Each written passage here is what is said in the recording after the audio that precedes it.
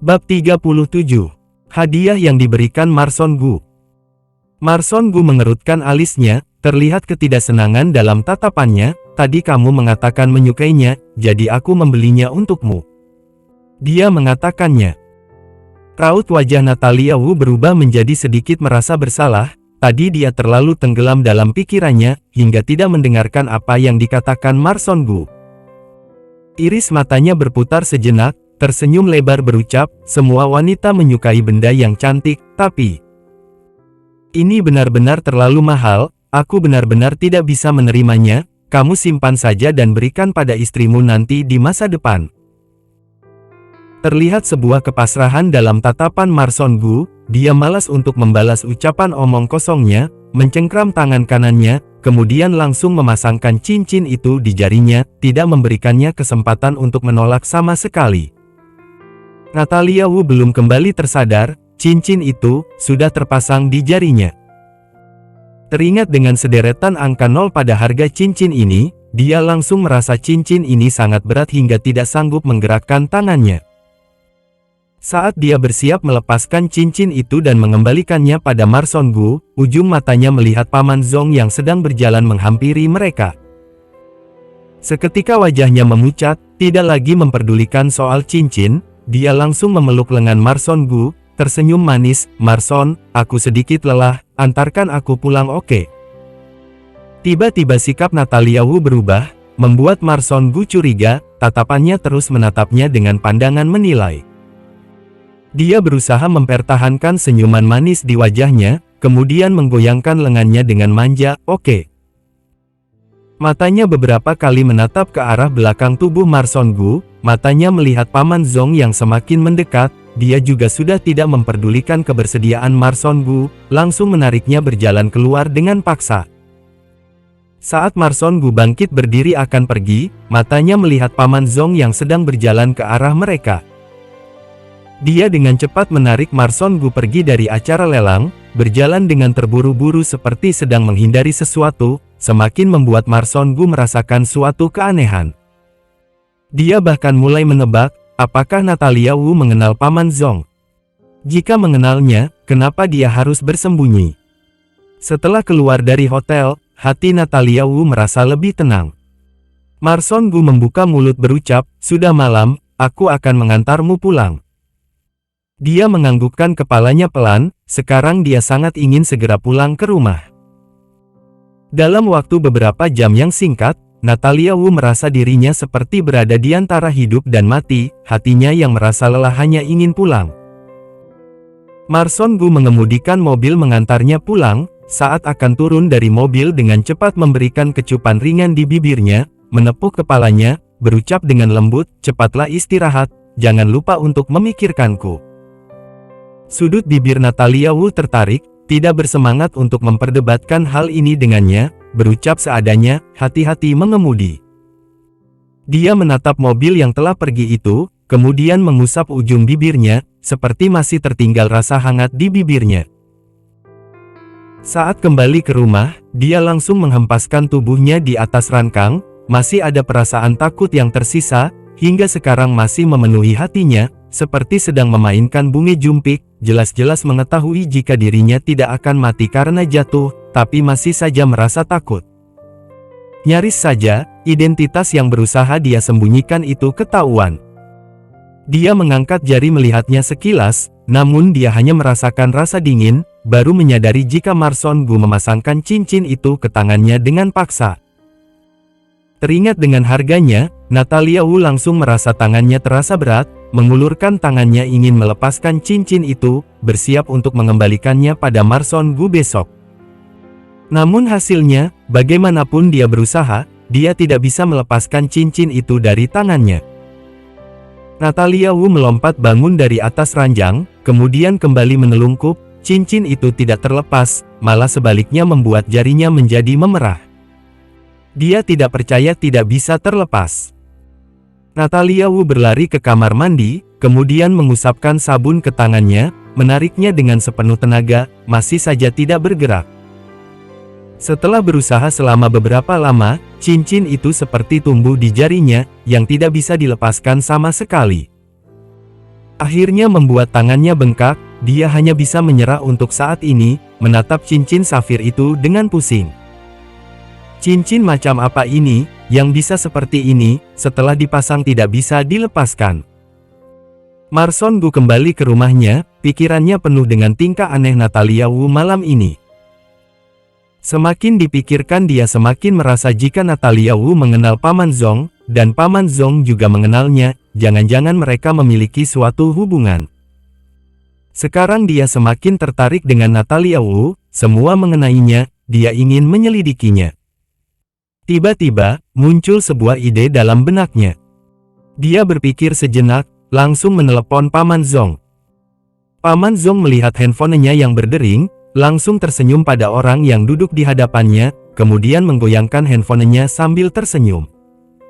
"Marson, meneleponku semalam ini, apa ada masalah?" Dia membuka mulutnya bertanya lebih dulu.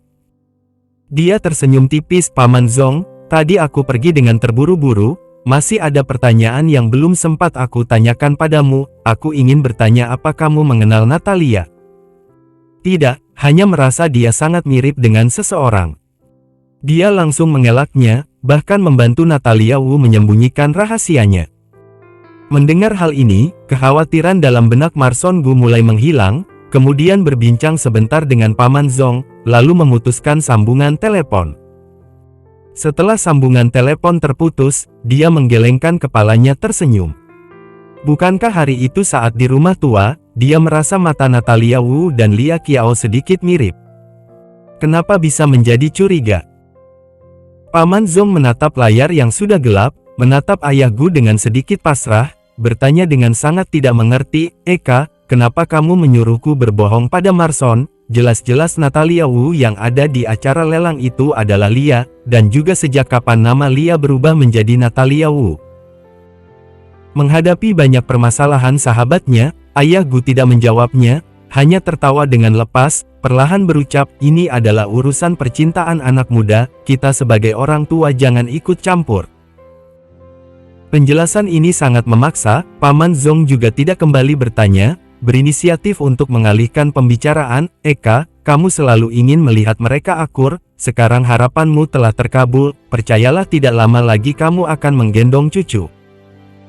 Terlihat sebuah harapan dalam tatapan ayah Gu, terkikik menyetujui, "Semoga ucapanmu itu benar terjadi." "Sudahlah, sudah larut, aku pulang dulu." Setelah ayah Gu mengantarkan Paman Zong, sudut bibirnya terus tersenyum lebar, dalam hatinya masih penuh dengan harapan yang besar. Marson Gu bocah bodoh ini, mulutnya selalu mengatakan tidak menyukai Lia Qiao, namun di belakangnya membelikan cincin semahal itu untuk Lia Qiao. Keesokan harinya, Natalia Wu terbangun langsung menatap cincin safir di tangannya dengan kesal, di bawah sinar mentari cincin itu terlihat semakin berkilau. Berlian sebesar ini di jarinya, sama seperti mesin ATM. Bahkan tidak bisa dilepaskan. Dia semakin kesal jika memikirkannya, jadi dia langsung membaluti cincin itu dengan perban, walaupun terlihat sedikit aneh, setidaknya bisa tertutup, dia juga tidak takut jika ada yang bertanya, dia hanya tinggal mengatakan jika jarinya tergores. Benar-benar Marson Gu yang mengesalkan, pria brengsek. Bab 38. Kamu akan menyesal suatu hari nanti. Seperti biasa Natalia Wu pergi ke perusahaan, baru saja dia masuk ke pintu perusahaan, terlihat jelas jika para rekan menatapnya dengan kekaguman. Dia menghela nafas pelan, semua ini karena Kelly He, sepertinya sekarang satu perusahaan sudah mengetahui, jika Kelly He dipecat karenanya. Teringat pada masalah yang menimpa Kelly He, dia kembali merasa senang. Natalia Wu duduk di depan meja kerjanya, tatapannya jatuh pada jarinya, dan langsung teringat jika dia belum menyelesaikan 10 desain paket perhiasan. Berlian safir ini sungguh sangat cantik, memberikannya sangat banyak inspirasi, idenya mengalir begitu saja, merasa sepertinya dia bisa menyelesaikan 100 desain paket perhiasan dalam sekejap. Marson Gu beberapa kali mencarinya, melihatnya yang sedang tenggelam dalam desainnya, dan sangat serius jadi dia memutuskan untuk tidak mengganggunya. Beberapa hari ini, selain tidur, Natalia Wu selalu tenggelam dalam dunia desainnya. 5 hari kemudian, Natalia Wu menyelesaikan desain paket ketiga perhiasannya. Dia mulai sedikit merasa tidak tahan. Pundaknya terasa mengeras seperti bukan pundak miliknya. Dia menyadari jika dia tidak bisa seperti ini lagi, jika tidak baik untuk tubuhnya. Dia merapikan 3 kertas yang sudah selesai dia desain, bersiap untuk memperlihatkannya pada Marson Gu, meminta pendapatnya di bagian mana yang masih terasa kurang, sehingga dia bisa memperbaikinya. Sekalian, anggap sebagai istirahat, merilekskan tubuhnya sejenak. Baru saja dia tiba di depan pintu perusahaan, bersiap mengulurkan tangan menghentikan taksi, tiba-tiba terdengar sebuah suara memanggilnya, "Natalia." Mendengar suara ini, tangannya langsung membeku di udara, tatapan dinginnya menatap ke arah kanan dengan waspada. Kemudian dia melihat Kelly He. Saat dia melihat penampilan Kelly He, wajahnya tidak bisa menyembunyikan keterkejutannya. Saat ini Kelly He tidak seperti sebelumnya yang cantik bersinar, rambutnya yang tertiup berantakan, walaupun sudah berdandan, namun tetap tidak bisa menyembunyikan kesenduan dan kelelahan di wajahnya. Dress hitam yang dikenakannya terlihat lecak, seperti baru dikeluarkan dari dalam mesin cuci. Kelly He yang melihat Natalia Wu, rasa benci dan ketidakrelaan dalam hatinya seketika bergejolak, namun teringat dengan masalah yang terjadi beberapa hari ini, jelas-jelas dia lulusan dari universitas ternama di luar negeri, dan menempati posisi yang tinggi di perusahaan Cheng selama 5 tahun, sudah tergolong orang yang berbakat, yang tidak perlu takut tidak mendapatkan pekerjaan dimanapun, maka dari itu sebelumnya dia tidak takut sama sekali. Namun, pengalaman dari beberapa hari ini, bagaikan pukulan yang sangat berat untuknya. Jangankan pekerjaan dengan posisi tinggi yang menjanjikan, bahkan pekerjaan santai yang biasa pun, dia tidak mendapatkannya. Dan juga teman yang berhubungan baik dengannya, tidak tega melihatnya seperti ini, memberitahunya, jika dia sudah di blacklist oleh Marson Gu, tidak akan ada satu perusahaan pun di kota A, yang akan mempekerjakannya. Dia benar-benar tidak tahu lagi harus bagaimana, jika tidak, dia tidak akan muncul di hadapan Natalia Wu dengan memalukan seperti ini. Terpaksa Kelly He menahan perasaannya, menurunkan harga dirinya dan memohon, "Natalia, maaf. Masalah sebelumnya aku yang salah, tolong maafkan aku dan bebaskan aku." Dia menatap Kelly He dengan bingung, "Membebaskanmu? Apa maksudmu?" Mendengar hal ini, Kelly He berpikir jika dia pura-pura tidak mengetahuinya, dan ingin mempermalukannya. Tangannya yang menjuntai di samping tubuhnya mengepal dengan erat, urat-urat di punggung tangannya bahkan mencuat keluar, namun tidak berani melakukan apapun padanya, hanya bisa memohon, "Marson telah membuat pemberitahuan di kota A, tidak memperbolehkan perusahaan manapun untuk mempekerjakanku. Natalia, kita juga pernah menjadi rekan kerja, tolong bantu aku." Di blacklist oleh Marson Gu. Pantas saja, Kelly He terlihat sangat menyedihkan seperti ini. Namun memangnya kenapa? Dia tidak memiliki rasa simpati sama sekali dalam hatinya. Jika malam itu Marson Gu tidak segera muncul, mungkin dia sudah seperti mayat hidup. Dia juga bukanlah Bunda Maria, yang suka membalas kejahatan dengan kebaikan. Tidak. Natalia Wu berucap dengan raut wajahnya yang datar. Wajah Kelly He membeku, tidak menyangka jika Natalia Wu akan sulit untuk dihasut, hatinya semakin membenci Natalia Wu, namun raut wajahnya menunjukkan kesedihan yang mendalam, memohon sambil menitikan air matanya, "Aku tahu aku salah, maafkan aku, seharusnya aku tidak melakukan perbuatan menjijikan seperti itu." Selesai berucap, dia melihat Natalia Wu yang masih tidak bergerak. Dia mengepalkan tangannya, kemudian menamparkan dirinya sendiri, dengan sekuat tenaga, seketika terlihat jejak 5 jari yang memerah di wajahnya, kembali berucap, "Aku bukan manusia, aku pantas untuk dipukul, aku juga telah membayar perbuatanku, dan memintamu untuk memohon pada Direktur Gu, lepaskan aku, beri aku kesempatan untuk hidup." Ucapan dan tindakannya pada Natalia Wu, tidak berguna sama sekali. Natalia Wu bukanlah orang yang bodoh, sebaliknya dia sangat mengerti, jika Kelly He tidak berada di bawah tekanan Marson Gu, sepertinya dia tidak akan datang meminta maaf padanya selamanya, dan tidak mungkin merasa jika dirinya telah berbuat salah. Jadi, Kelly He tidak pantas mendapatkan simpati darinya. Kelly, tidak ada gunanya kamu datang memohon padaku, yang memblacklistmu itu Marson. Nada bicara Natalia Wu sangat dingin. Kelly He menatap Natalia Wu dengan tatapan memohon, wajahnya bahkan penuh dengan kemuraman, merendahkan suaranya berucap, Natalia, kumohon padamu, asalkan kamu meminta pada Direktur Gu, dia pasti akan melepaskanku dengan sukarela, jadi tolong bantu aku oke? Kumohon padamu. Natalia Wu masih tidak tersentuh, menatapnya dengan dingin, berucap dengan datar, Kelly, dunia ini sangat besar, tidak hanya ada kota A, tidak ada gunanya meminta maaf padaku, aku tidak bisa membantumu. Selesai berucap, dia juga tidak ingin lagi berurusan dengan Kelly He, dia langsung membalikkan tubuhnya pergi ke arah sebaliknya.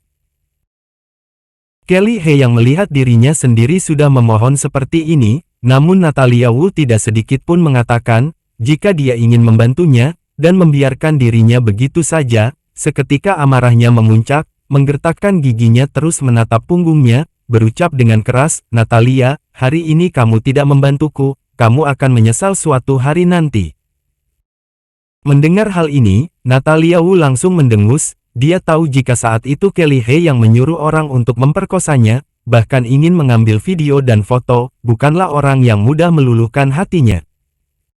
Dia hanya mengatakan tidak ingin membantunya, dia langsung menunjukkan sikap aslinya, ternyata tidak membantunya memang pilihan yang tepat. Emperor Internasional. Natalia Wu memberikan desainnya pada Marson Gu, duduk di hadapannya, hatinya sedikit tegang, entah apakah Marson Gu akan merasa puas pada desainnya. Marson Gu melihat dengan teliti gambar perhiasan yang ada di atas kertas, dibandingkan dengan berlian merah yang berwarna-warni sebelumnya, paket berlian hijau ini terlihat lebih menarik. Walaupun dia yang sangat kritis, dia bahkan tidak bisa menemukan titik kesalahan sedikit pun. Dia berucap dengan tulus, sangat bagus. Mendengar dua kata ini, hati Natalia Wu mulai merasa tenang perlahan, wajahnya menunjukkan kesenangan, dan iris matanya yang berbinar menatap Marson Gu penuh harap, kembali bertanya, benarkah sangat bagus? Marson Gu menganggukkan kepalanya pelan, Mata Natalia Wu melengkung seperti bulan sabit, tersenyum manis padanya. Tidak ada yang membuatnya lebih bahagia dari karyanya yang mendapatkan pujian. Ini pertama kalinya Marson Gu melihatnya, tersenyum setulus ini di hadapannya, dia yang juga tertular ikut menyunggingkan sudut bibirnya, berucap menyemangati, semakin hebat, aku percaya kamu bisa melakukan yang lebih baik. Tatapannya jatuh pada tangan kanannya, melihat jarinya yang terbalut perban, bertanya, ada apa dengan jarimu? Bab 39. Jangan memanggilku istrimu. Natalia Wu menurunkan pandangannya melihat tangan miliknya, sedikit menipiskan bibirnya, tersenyum dengan sedikit sungkan, itu. Cincin berlian itu terlalu mencolok, jadi aku menggunakan perban. Suaranya semakin mengecil, hingga kata terakhirnya tidak terdengar. Seketika Marson Gu merasa konyol, mengulurkan tangannya merobek perban yang membalut, menunjukkan cincin dengan berlian yang besar, membuat hatinya merasa sangat senang. Dia tidak melepaskannya, bukankah berarti dia menyukai hadiah ini? Marson Gu menggenggam tangannya, menautkan jari-jarinya, terlihat sangat cocok. Istriku. Tanpa bisa ditahan dia memanggilnya seperti itu, terlihat binaran dalam tatapannya, seperti menunggu reaksi Natalia Wu. Istriku. Natalia Wu yang mendengar panggilan ini, tubuhnya membeku, dan membelalakkan matanya terkejut, menatap Marson Gu. Marson Gu memanggilnya istrinya. Mati saja, apa dia tahu jika dia Lia Qiao? Sejak kapan dia mengetahuinya? Natalia Wu memutar ingatannya, merasa ada yang tidak beres. Jika Marson Gu benar-benar mengetahui jika dirinya adalah Lia Qiao, seharusnya dia mencekiknya sejak awal.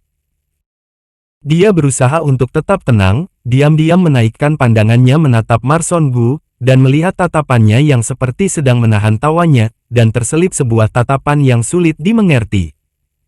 Seketika, dia mengerti, jika Marson Gu sengaja menggodanya. Natalia Wu menghembus nafas lega, menatapnya tajam, berucap dengan kesal, jangan memanggilku istrimu, aku bukan istrimu. Dia menikah dengannya selama 3 tahun, dan tidak pernah mendengarnya memanggil dirinya dengan sebutan istrinya. Dia bahkan sudah menandatangani surat cerai, untuk apa memanggilnya istrinya.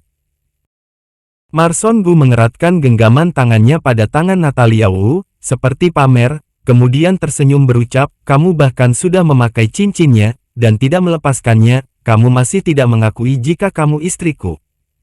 Benar-benar brengsek. Natalia Wu memaki dalam hatinya, namun wajahnya tetap terlihat datar. Dia menarik tangannya sendiri, namun tidak hanya tangannya yang tidak terlepas, malah sebaliknya membuat pria itu semakin erat menggenggamnya, memelototkan mata padanya dengan kesal, masih tidak melepaskan.